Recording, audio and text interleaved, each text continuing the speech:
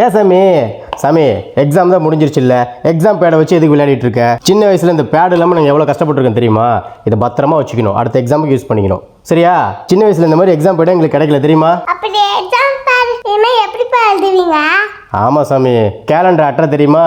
அம்மா டெய்லியும் தேதி பேப்பர் கிளிக்கிறாங்கல்ல, அந்த அட்டை தான் எங்களுக்கு எக்ஸாம் பேடு. அதுவா? செஞ்சு கேட்டுட்டுமா? ருத்தியா வந்து எப்படி கேலண்டர் அட்டையை வச்சு எக்ஸாம் எழுதுனீங்க அப்படின்னு சொல்லி கேட்டுட்டா, நான் மட்டும் இல்லை நிறைய பேர் அந்த மாதிரி செஞ்சுருப்பீங்க.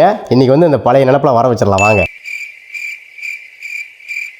கேலண்டர் அட்டை கிடச்சிருச்சு, ஓகேவா? முருகன் இருக்காரு, அது கூட அட்டை ரெடி பண்ணி காட்டுறேன்.